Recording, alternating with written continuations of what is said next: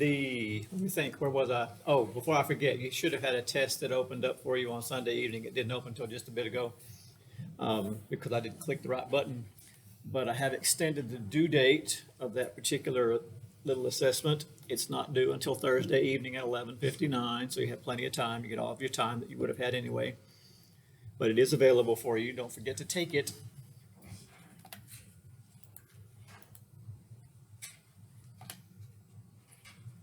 Unless I am woefully mistaken, today we should be looking at the beginning parts of chapter 5, which has to do with learning. And I'm not talking about learning from the standpoint of, well, to some degree I am, about how it is you learn your material for school. But before we're done with this chapter, you'll have a little bit of a better idea of some ways that you can strategize to make some of your academic learning a little more helpful, we'll say. Now, this whole chapter starts with a reference back to Ivan Pavlov. He is the guy who did the research experiments with dog spit. He had hooked up a way to collect dog saliva, and he then would not so much tease them, but he tested to see exactly what it was that would cause the dog to salivate. And he used meat powder to help us to help himself anyway, get a better understanding of how all of that worked. In other words, same thing happens to us as humans, which is why we study it in psychology. When dogs received, or when they had food or meat powder put on their mouths or in their mouths, they would salivate over a period of time. They didn't have to have it actually in their mouths. If they knew the meat powder was available, they would salivate. If I start talking to you about what bacon looks like, smells like, or whatever, assuming you eat bacon, if I start describing how that works or what that looks like, what it smells like when people cook it, then some of you will have an involuntary mouth-watering response. Same thing happens with dogs and all sorts of other animals, as a matter of fact. It's an automatic reflex that's swift and it's unlearned, it's automatic. It's just a natural response to an external stimuli. He did that also when he paired the meat powder with a bell. And each time the sound was put forth, he would put meat powder on the dog's tongue. In other words, he put these two things together. And over a period of time, he was able to, and the word we use for this is condition, the dog to respond involuntarily at the sound of a bell without the use of the meat powder, which is why when we think about certain foods, our mouths water. Now, eventually he was able to condition the dog to do a couple of other things related to the bell as well as the meat powder. There are a handful of different particular events that are referenced as a part of the project. We'll talk about a few of those. But the idea is called classical conditioning. It is the first significant learning model that science put forth and has expanded to any great degree. It includes an unconditioned stimulus, an unconditioned response, a conditioned stimulus, as well as a conditioned response, all kinds of fun stuff. But at the moment, we're going to look at some classical conditioning in real time.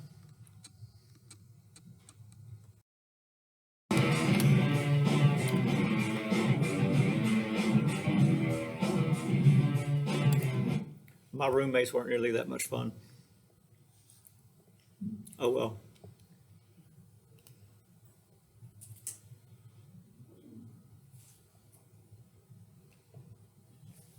Anyway, you get the idea. You put two things together and you get the physical response. His roommate being a little on the, we'll call it excited side. He was concerned he was going to get shot with a gun or with his air gun. I don't want to make it sound any more dramatic than it really was. But you get the idea.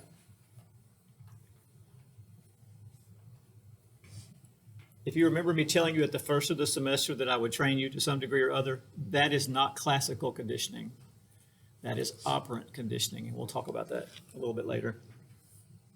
All right, so what happens with all of these stimuli, basically, is that we end up to what is called, in the research anyway, conditioned responses over a period of time.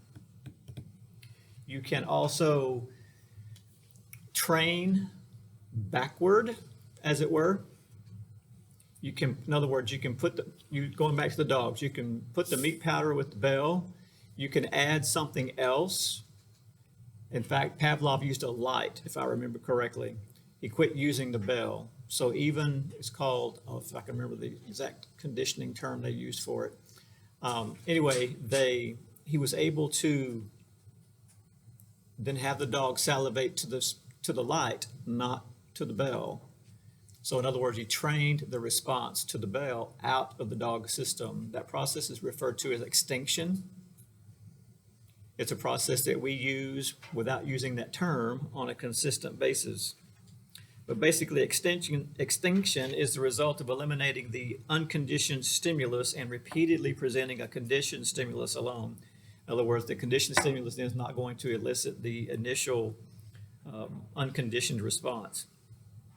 Now, we also need to understand that a conditioned stimulus begins in a neutral place, but when it's paired with the unconditioned stimulus, it has the capacity to create a learned behavior, or what we would call a conditioned response. One of the real easy one, how many of you, what sort of food, when you encounter it, your first response is to yak? What is it? What food? It's not food, but a drink. Okay, what kind of drink? Hawaiian punch. I know it sounds weird, but I had a bariatric radiation thing down in third grade. I can't even stand the smell of fruit punch. That is a conditioned response. She has some physical issue that has created a significant dislike. I had to take a specific type of medicine more than once before I was in the first grade. It was red and kind of chalky. I can't give you the exact smell at the moment, which is now more than 50 years later, but I can sure enough tell you what my stomach thinks about it, simply from thinking about that particular medicine that I had to take. That's also a conditioned response. We have in many respects, we would call it a visceral reaction. We don't have any control over that. The body simply responds. The same thing happens with individuals. They use a similar process with individuals who want to stop drinking, but are having a real hard time. There is a product referred to, it's called Antabuse, and you can take that product, and the idea is if you have that medicine in your system, when you ingest alcohol, your body's going to yak that alcohol right back out. So then you end up associating the drink of alcohol with barf. Guess what? People tend to not be inclined to drink after that. And it takes a little while for some folks to get the hang of it, you know. How many of you, okay, we talked about smokers before. Sometimes you can smoke yourself goofy. You can smoke so much that the thought of another cigarette at that particular moment, it's like, yuck. Same sort of idea. You can train your body to do all kinds of things. People who have difficulty with eating challenges or whatever else decide they don't want to eat sugar anymore. They stop. And they begin to associate different physical responses to having sugar or not having sugar. Talk to people on certain types of diet. They'll tell you that when they take out certain foods, certain kinds of sugar or whatever else, they feel more mentally clear. They don't feel as sluggish or as full, as heavy. People who carb load feel terribly sluggish most of the time, especially after they carb load. Now, I'm not telling you that I'm for or against one thing or the other. I'm just telling you that we respond differently to different types of stimuli. You can also go through a process that's referred to as reconditioning, which is the quick relearning of a conditioned response after it has been extinguished, which simply means that you can go back to Pavlov and his dogs. You can train everything with the meat powder with the bell, the meat powder, and then to the light. Well, once you've moved past the meat powder, it doesn't work anymore. But the reconditioned response, let's say you don't do meat powder for a long time, and all of a sudden you change it from the light to the meat powder all of a sudden, and in some of those dogs, the initial response might be to salivate like it was in the original experiment. So it's a reconditioned response. It's also referred to as spontaneous recovery. when we automatically go back to a particular response to some stimulus we've experienced. Now, we use this in therapy from a therapeutic perspective you can vary it in a number of ways to get people's behavior to change to what it needs to be. For example, let's say you have a couple, a person and a significant other. They come to the office, they're always squabbling and carrying on about this, that, or the other. You can encourage them with a particular intervention that we might say, if you're going to fight, you have to fight for 4 hours. When you start, you must fight for 4 hours. You can't fight for 2 hours. You can't fight for 3 hours. You have to fight for 4 hours. That's really kind of overemphasizing the idea, but you know what? They'll stop. Because if the exercise is to fight for 4 hours, they might fight 4 hours once. Will they fight 4 hours another time? Probably not. It's a hyper-directive, is what I might call it. You overemphasize some sort of behavior to train out another behavior.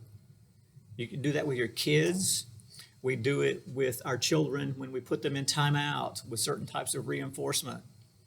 Timeout is it's a particular stimulus that you use with the hope that it changes a behavior or alters some sort of behavior in a way or other.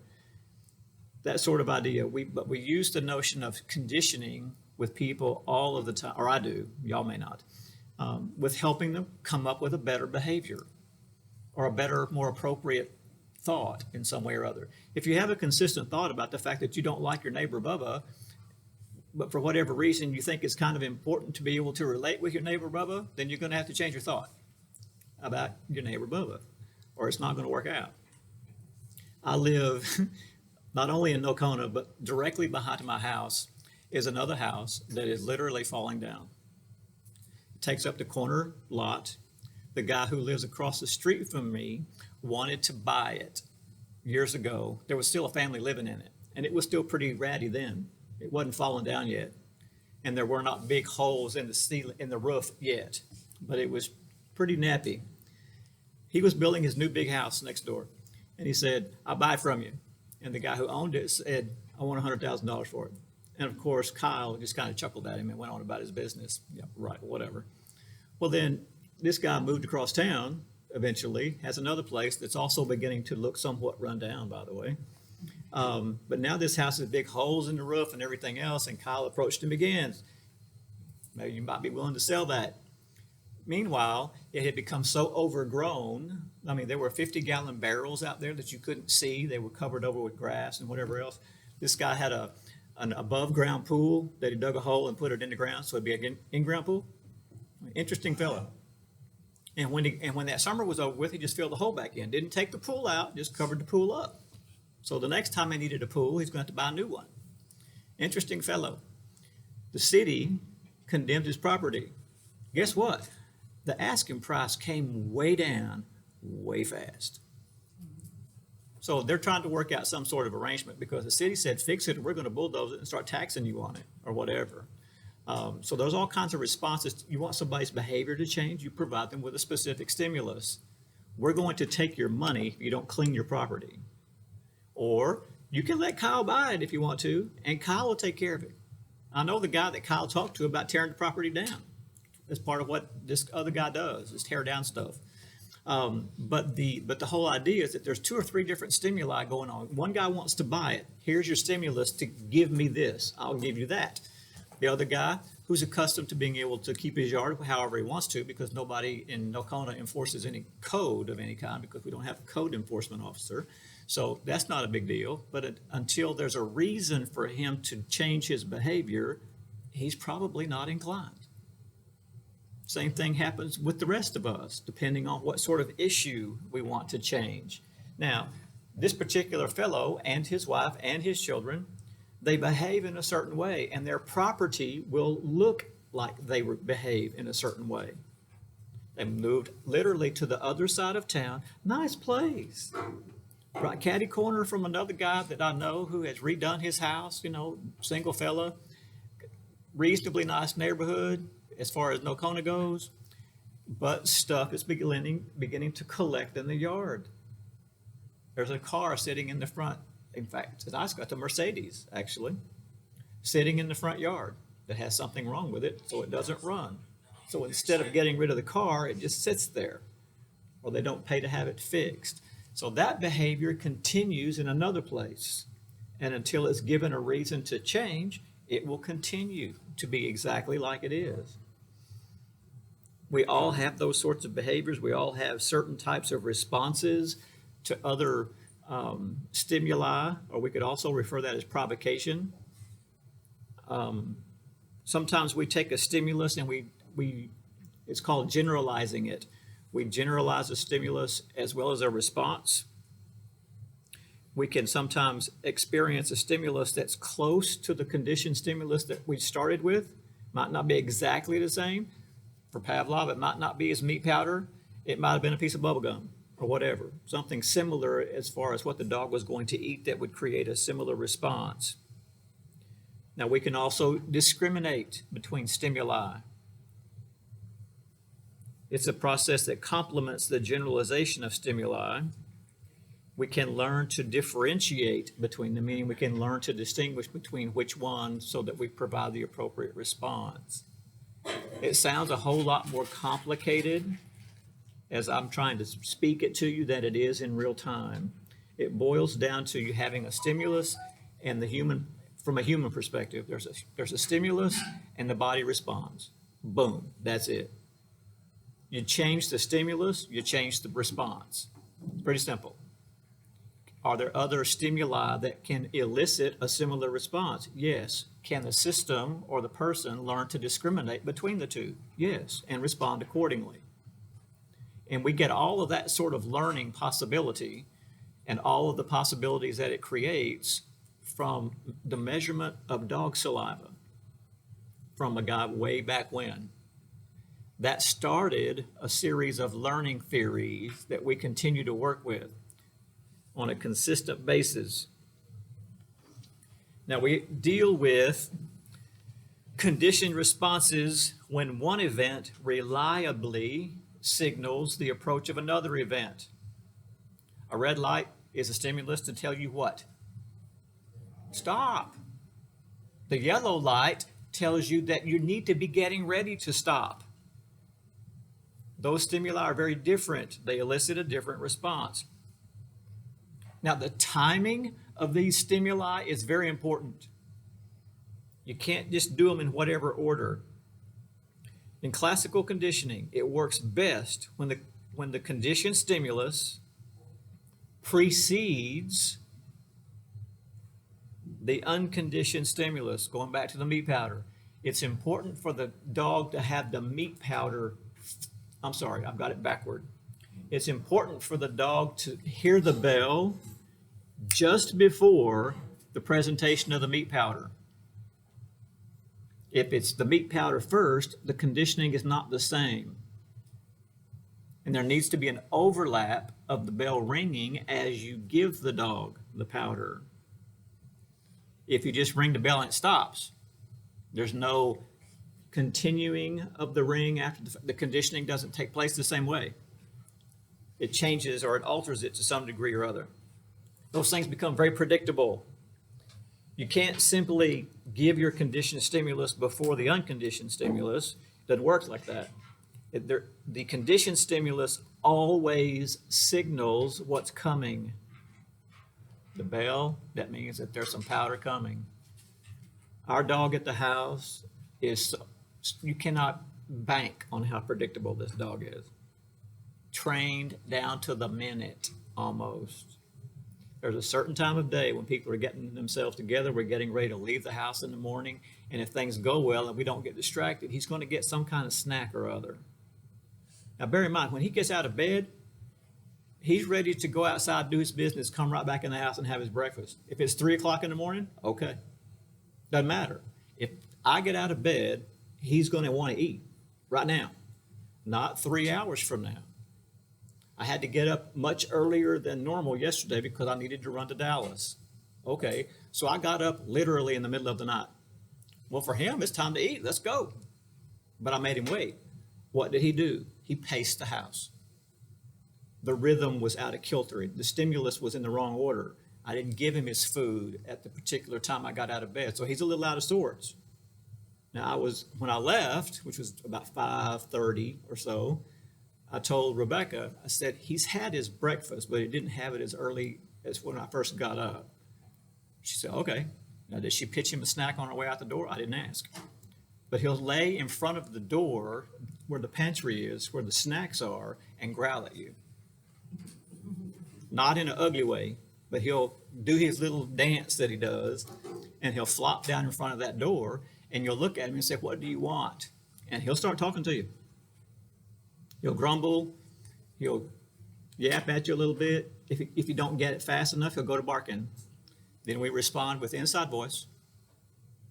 You have to use your inside voice to get a snack. And he'll get quiet and give you the exact same response, just quietly. Make him say please, and he'll give you a certain type of grumble.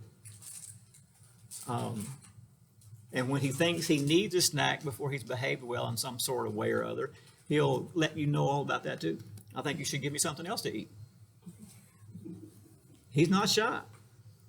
We train animals that way, and this is going to sound real rude to some of you who are parents. We train our children the same way.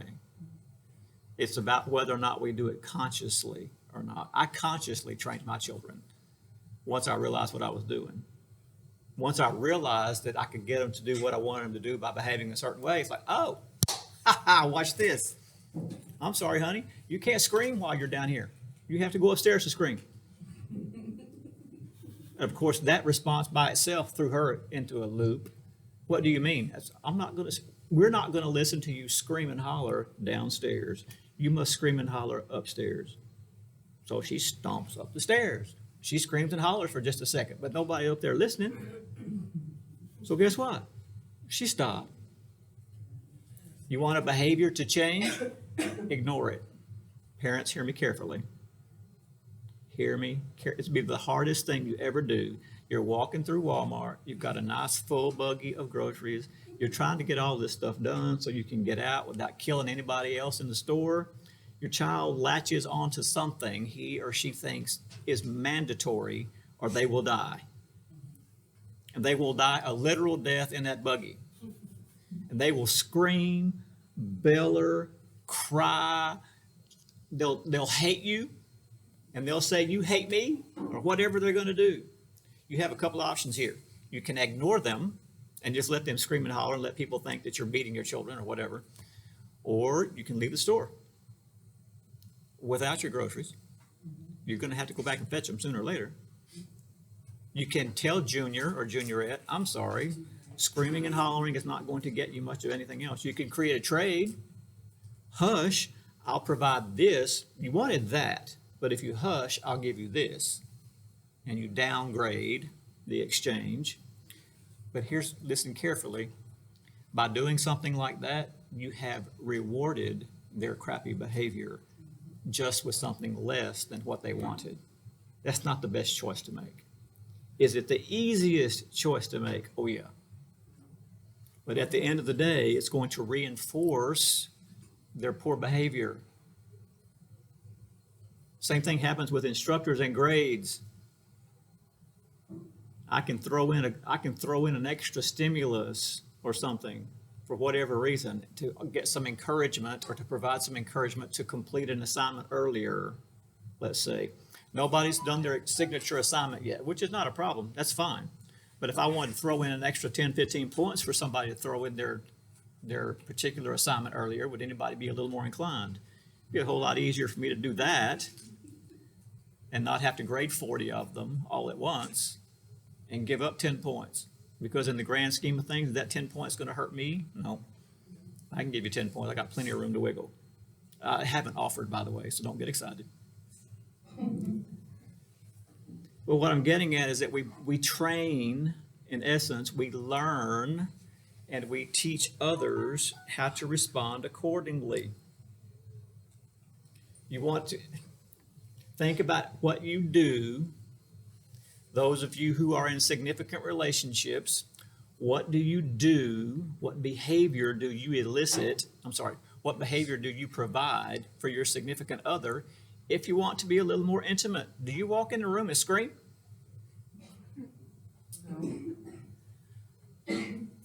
Try that one time and see how much that gets you. You behave differently when you want a different type of response. You know, people who are grumpy are not overly inclined to be intimately involved in any way. Unless there's some particular something about that particular attitude that adds a different element. That's a different problem. Or a different, it's not even a problem, it's a different challenge of some sort. If you must scream and holler to be interested in being sexual, that's y'all's thing. That just would mean that everything that I'm saying, you could go backward. Be nice. Then you're not going to get any anyway. But it just depends. Rhythm will also influence the behaviors of folks. With the dog, he's accustomed to the rhythm of when that snack comes and when he gets fed every day. It's just like clockwork. My older child's grandfather, you could set your watch by what he did every day. Literally. He was retired from the Navy and he worked for the post office for another 25 years and was retired from the post office. He got out of bed at 6:30. He started the coffee pot by 6:35. He would go, while the coffee's making, he would get dressed. By the time he got dressed, the coffee was ready. He drank 2 cups of coffee and he left his house. Lunch at the post office was whatever they had decided, whatever time that was. He walked out of the post office at a specific time. He walked wherever he was going to go close to the post office. He had his lunch and he was back in the window by whatever time he was supposed to be there. He got off work just after 5. By the time he got across town where he lived, he stopped at the convenience store right up the street from his house and bought a 12-pack of Budweiser every day. Boom. Got that half a case of Budweiser, walked in the beer joint, walked in his converted garage to his bar, opened up the 12-pack, put 2 in a freezer in a 1935 model refrigerator. Just the freezer kept them just cool enough without them freezing, without them getting too cold. Put 2 of them in there. Would feed his dogs, change his clothes, and by that time he'd go back into the beer joint, flip on the TV, grab the first beer, put another one behind the second one. So he's got 2 in the freezer, rotating in and out the whole time, and drink them just like that, one after the other, light one cigarette, put it out, light another, until he went to bed between 11 and 12. 5 days a week. Saturday morning, the routine changed by one thing. He would get up just like everything else was normal. He'd go to town and buy a case of beer instead of a 12-pack. So he had his case of beer, whatever he had left over across the week, to get through Saturday. Happy hour began no later than 10 a.m. Just set your watch. And he would drink like that. If he needed more, he'd go get more beer on Sunday. And he would drink like that till he stopped on Sunday afternoon, late. He'd stay up the same amount of time watching the same TV shows every day. He'd go to bed 11, 12 o'clock every night, sleep whatever that was off, and get up and do it again. Every single day, set your watch. From the entire time I ever knew him, he did that. Just until he stopped drinking. And for whatever reason, he drank himself a little bit too drunk one weekend and almost died. So, you know what? I think I'll stop. He put the beer down there and drank another one. He drank lots of iced tea instead. But you could set your watch by how he was going to behave. It never changed. His wife did something similar. She would get her paycheck every month, and she would go to the store or to the bank and cash her check, and she wanted a certain amount of pennies, she wanted a certain amount of nickels, dimes and quarters, dollar bills, $5, the whole bit, because she paid her bills in cash and she wanted precise money. She didn't want to get any change back. She's just going to give you a change. That's the one thing she did. She would stop at the same convenience store on her way home every day and buy a 12-pack of Miller Lite. Every day, Monday through Friday. The only difference between the two of them is that he usually didn't drink all 12 of his every day. It'd usually get to 9 or 10 and be done. She drank all 12 of hers every day. So on the weekend, she'd go get her a case of beer. She drank all of them. Now, you could set your watch by what she did. She went to work at a certain time. She came home at a certain time. She got dressed in a certain sequence. She got undressed in a certain sequence. Over and over and over again. If you think about it now, even my telling you, boring a story as that might be, you have a routine that's exactly the same. So can I ask you something? What happens when you're like with me? I have my same routine. I get up every day, 4:30, coffee for my kids, all that, get them to school. I'm leaving the house 7:30 sharp every morning. So when you go off that routine, and like with me, for instance, I get off the routine and I'm like another person. Like it makes me Yeah, you're out of sorts. Mm-hmm. Yeah. So what's the question? So what makes me like for people that are on a certain routine and when they get off, it makes them go crazy and overwhelmed. What makes them get like that? As simple as this is going to sound, it's the changing of the routine. It's altering the routine. And now the question becomes more one about has the behavior become obsessive or compulsive? In other words, obsessive from the standpoint that you have to do it or life doesn't work, or compulsive from the standpoint if you don't, there's going to be a problem, which is kind of both. Until those sorts of behaviors, and this is a very important distinction between disorders and behaviors that are not disorders. When those things you do, however you do them, start interfering with your daily function, now you got a problem. I am very rhythmic, just like you are. I write a certain way. I use a Uniball 0.7 millimeter pen. I buy them by the box. I will not let you borrow it most of the time. Normally, if I'm of a mind and need to, I'll use the other end to stir up my coffee, which is why I don't let you have it. I know where my hands have been. I don't know where yours have been. Because I'll stir that coffee and move on about my business. I'm not going to let you have my pen. That's just the way I roll. I use this type of pen. I don't use a red one. I don't use a blue one. I use a black one. It is very specific.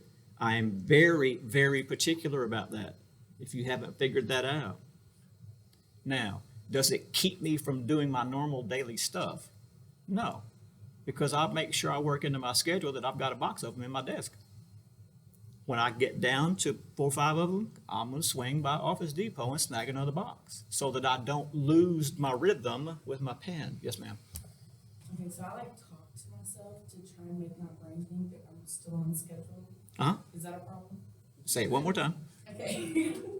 Like today I was off schedule. Yeah, which is why your hair's down. Yeah, that too.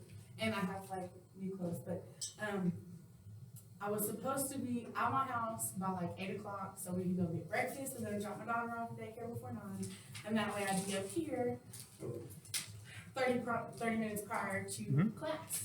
And my baby daddy threw me off. And on our way to go get breakfast, I'm sitting here going through my brain, okay, it's this time, I gotta get this, we got 9 minutes to do this, we got 9 minutes, blah, blah, blah. And he was like, what are you doing? I'm like, I'm talking to myself so I feel like I'm not behind. Mm-hmm. Is that normal? That's okay. Okay. Now, the challenge is when you start answering yourself. That can create a different kind of problem. But we're all very rhythmic. We all like a reasonable amount of scheduling, whether we realize it or not. You have a normal routine. This is what you do. I ask people in my clinical interview what time do you get up and around most days? And they're going to give me a time from whatever time to whatever time, or 5:30, whatever it is. Then instead of saying, once you go to the bathroom, brush your teeth, spit, whatever it is you do, once you complete your morning routine, whatever that is, what do you do now? I don't need to know the dots and tittles. Everybody's got a rhythm of things they do when they get out of bed. My house is very predictable. I let the dog out. I make a pit stop. I brush my teeth. The coffee's already running by that time. It's a very, very specific rhythm. The dog knows to come back to the back door within a certain amount of time because I'm going to be at the door. That whole thing. But you'd be surprised how people's rhythm changes and they don't realize that it's changed. What do you do during the day? Well, I sit on the couch. Or a lot of times they tell me nothing. It's like, okay, you walk into your house after you've gotten your children off to school and you sit on the couch and look at the wall. Well, no, I do da-da-da, ding, ding. That's what I'm looking for. What do you do during the day? Making them consciously think about what they do. But sometimes you do find somebody who is depressed enough or whatever that if they tell you they're sitting on the couch watching TV or nothing, they might not be doing anything, which is significantly demonstrative of being depressed. You have to know what to look for. But most folks will tell you, I do my laundry. Okay, how many of you do laundry every day? Bless your heart.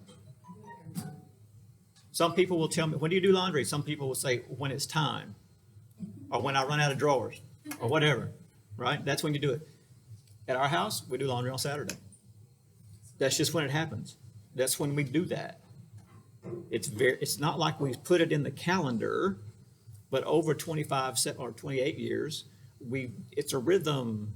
Even when the kids were at home, it's still Saturday. If they come to visit, still Saturday. Doesn't matter. Laundry, we're going to do laundry on Saturday. Now, am I going to run out of drawers between Saturday and next Saturday? Nope.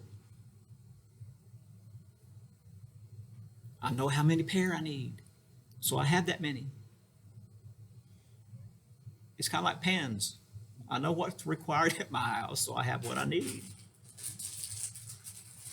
You rotate your clothes at all? Do you have any kind of, when they start to fray on the cuffs, do you get a new one? Some folks do, some folks don't. But on my dress shirts, the stuff I wear most every day, when they start to fray on the cuff, it's time to get another. Have I been known to buy duplicates of shirts? Yep. Am I a little OCD? Yep. Does it keep me from coming to work? No.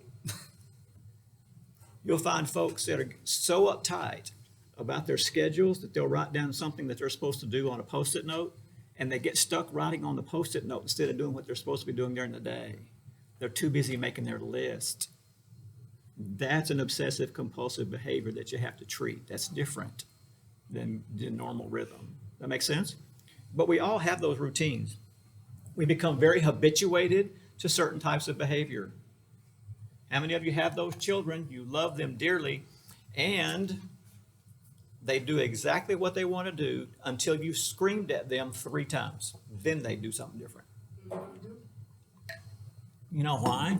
They're habituated to the fact that you're not going to do anything different until you screamed 3 times. So why would they change? They know you're going to holler 3 times before you do anything, so why bother? You want to catch a kid off guard? First time, boom. And it'll be like, oh, what the heck? But that'll adjust that behavior. It works. Try it, I promise. Works every time. What about a kid that's, my kid's the complete opposite of my younger son's the complete opposite of my older son. He'll sit there silent. Silent as a dead.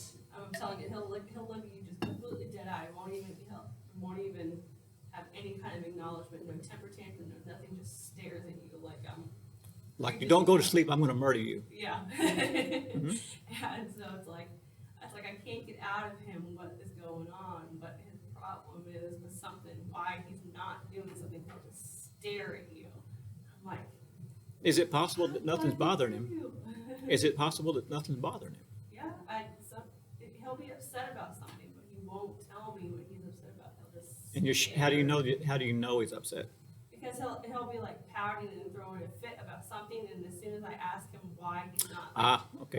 like I'll tell him to put his shoes on, and he'll be crying about it.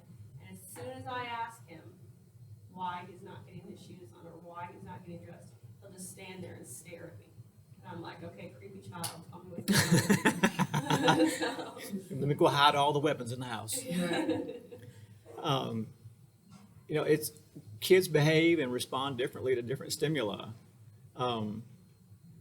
Again, I tell lots of stories on my kids, and they know that, so I'm not worried. You have a child who decides they don't want, we're talking little kids here. I don't want to wear that. I'll tell you what, the taxi cab to school leaves at this time, whatever time that is. You will go to school with me, the taxi's leaving. You can go with your clothes on your body or your clothes in a sack. You get to choose, but we're leaving here at 7:04. You know what? You put a kid in the car in their drawers and their clothes in a sack one time, they'll have them sunbucks on before they get out of the driveway. I promise. I promise you, they will have those clothes on the next time. Seen it happen at my house. I've seen it with all kinds of people, different clients, ladies. And I'm being very stereotypical when I say it this way, but I'm not meaning it to be stereotypical or sexist in any way. But ladies, if you have a man at your house who starts in the front door and starts taking off his clothes as he walks in to get rid of his work clothes, leave them lay. Leave them there. He will come looking for you at some point in time when he's run out of clean clothes to wear. They'll be all through the house and it will drive you nuts, but he won't have something to wear one time, and you can smile at him and he's going to say, "Where are my clothes?" "Right where you left them, fool." Laundry gets done from this place to this place. To get washed, it must be over here, not at the front door. He'll get the hang of it. May take him once or twice. He'll get the hang of it. And he might be able to do the same thing to you. I've done stuff like that to my wife more than once. I just don't tell her. I need her to do such and so I behave in a way that provokes the behavior I want. And then I reinforce that behavior. Good job. And I'm not the good job kind of guy, but when I need somebody to behave in a specific way, you betcha, that's what you're going to get. Good for you. Look at what you did. Aren't you proud? And I'm sitting here going, sucker, because it's about getting them to habituate a particular type of behavior. I promise you, it works every single time. Now, operant conditioning is the next phase after classical conditioning, and operant conditioning is about rewards and punishment. That's all. It's about what stroke you get for your behavior or what stroke you don't get for your behavior. There are some people who tell you that hear me carefully, all human behavior is on purpose. Meaning you are soliciting a particular response to your behavior. You throw a fit, it's because you want somebody else to respond in a specific way. Every behavior has a payoff. So you mean when I am so upset with myself or my boss or whatever else that I'm throwing stuff across the room, after I get over laughing at you for doing that, first off, I'm going to laugh at you for doing that. I sure am. Because if really you don't have enough control not to throw that piece of china across the room, well, let's deal with that first. Your behavior is yours, not mine, not your significant others, doesn't belong to your children, doesn't belong to your boss, doesn't belong to President Trump or anybody else. Your behavior is yours, doesn't belong to anybody else. You are responsible for the consequence of the behavior. President Trump is not responsible for your behavior, or anybody else going to be responsible for your behavior. It's one of the things that's really kind of challenging for younger folks to learn is this behavior gets this response, that doesn't change. This happens, you're going to get this part. Boom. Move on to the next problem or the next challenge. Has to be consistent. Behavior needs to be consistent all the time. But when you want to reward something, you do that. People will give you the behavior again and again and again when you smile at them and say, "Good job." Now, I am a firm believer, and not everybody wins. You don't get a pencil for coming to school for 5 days in a row in my class. I'm not going to give you a candy bar for making an A. I'm going to give you an A for your work. You do your work, you get an A. Don't do enough work, you won't get an A. You will get the grade that's comparable to the amount of work you produce. Pretty easy. Am I going to sit here and go kiddies, do your homework, do your homework? No. You don't want to do your homework? Don't. I'm okay with that. You're the one who's got the money invested. I don't. I've already spent all my money on my degree. Do what you need to do. That the reward for your work is an A, or whatever degree or whatever grade you get. That's your reward for whatever work you did. But I think it's okay for everybody not to win all the time. Life is not that fair. You don't get a prize for breathing. And that can be a challenge for some folks. But it's about you provoking the type of behavior you need from them. Skinner used what he called the Skinner box, and it's basically a box that he put together that would elicit a particular stimulus from an animal. In other words, if it was a bird and you wanted the bird to peck on to peck on a switch, then when the bird pecked on the switch, then the bird got a prize, in essence, for his trouble.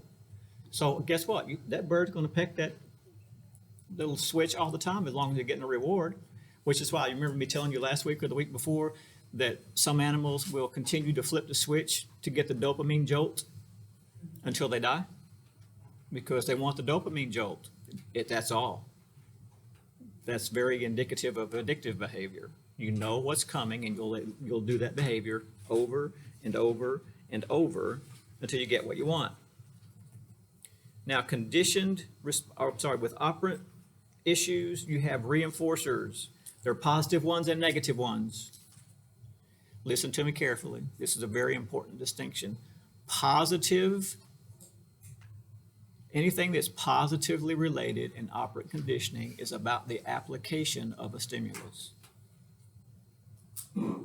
Anything negatively inclined in operant conditioning is to withdraw a stimulus. You're taking something away, which then means, for those of you who spank your children, that spanking is referred to as positive punishment. You are applying your hand to a child's backside with the intent of altering a behavior, which is why it's called punishment. But the application of your hand makes it positive. That's real hard for some people to wrap their brains around. If you see a test question about that, answer it the way I'm telling you. I've had folks tell me before, that's not right. And I've smiled and said, you answer the test question however you want. But I'm telling you, this is the right answer. Negative punishment is to withdraw a stimulus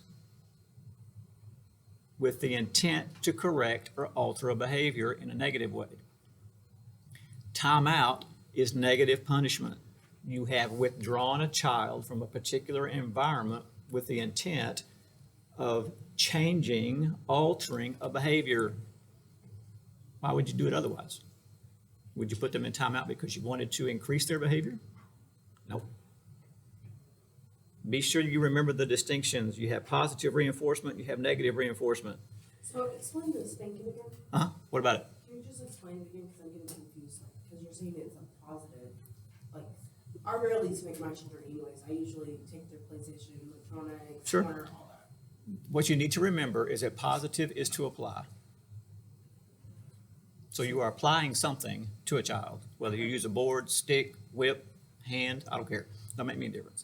You are applying something. You're adding a stimulus. That's why it's called positive. Now, negative is to withdraw something. When you take away something from your children, that's negative punishment. You are taking something away with the intent to correct a behavior, right? Yes. Okay, that's the difference.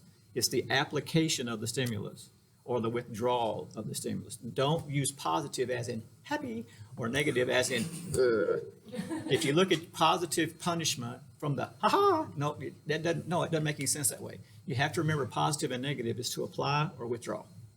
That's the catch. So are you saying like the spanking is really not going to be helpful? I'm not saying that at all. Oh, no, I was just asking. No, I'm not saying that at all. Given in the right context, when it's done appropriately, it can be very helpful. Now, there are some things about it that you need to remember. It needs to be right now.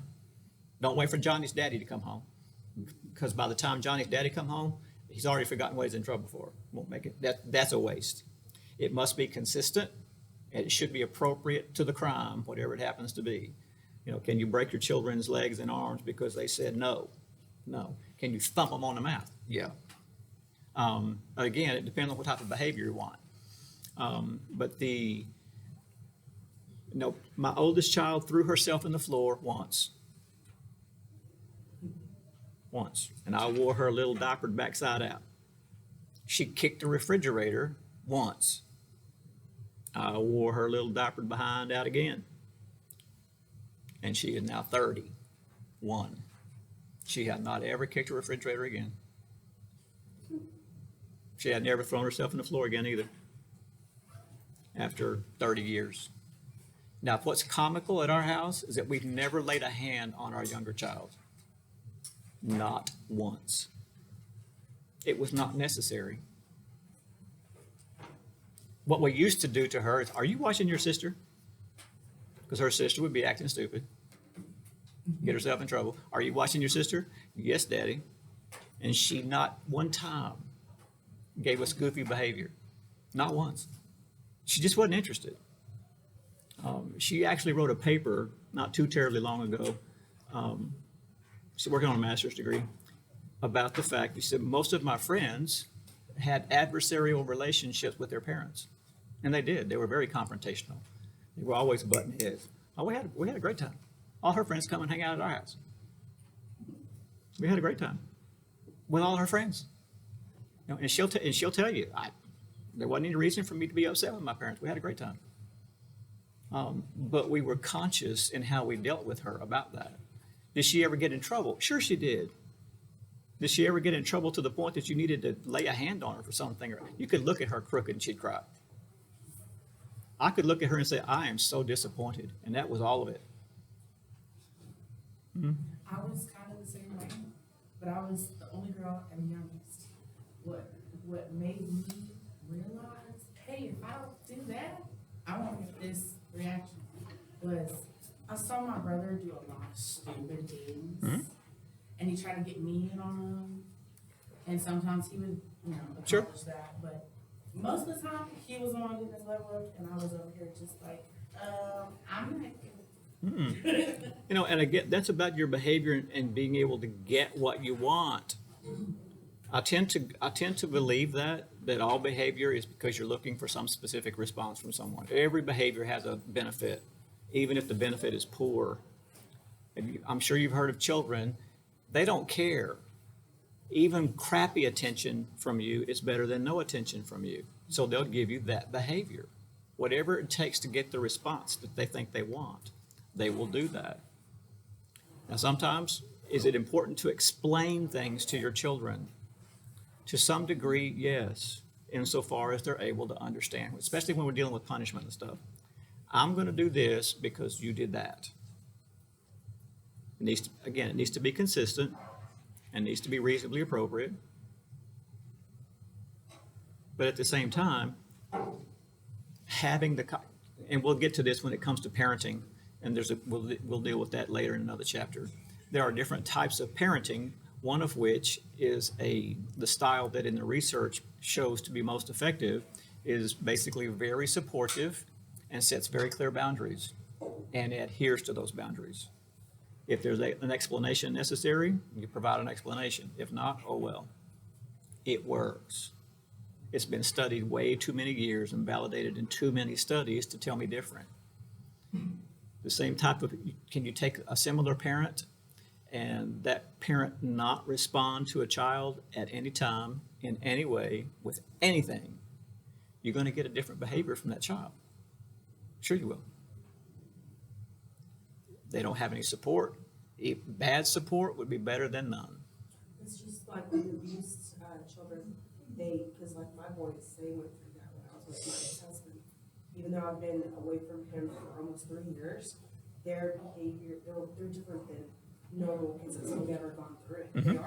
They have to go a different route. Like, that's why I rarely spank them, because I have to talk to them, give them their consequences, because they just learn differently.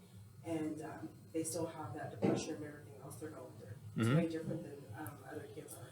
Sure. And it's important to be aware of those things. But what I'm getting at is that all of those sorts of behaviors are related to conditioned responses. We're trained. Like I told you at the first of the semester, I'll train you to do this, and y'all are already ready to go. Some of y'all wait for me to get finished because it's 10:30. And to me, it's comical. But what's even more humorous to me, though, is that most of the time y'all are not aware that you do it. That's the catch. Until I bring it to your attention, you really haven't thought about it. That's the operant side of that. The classical conditioning response, it's similar, but at the same time, it's also a bit different. Anyway, that's enough of that for today anyway. What else?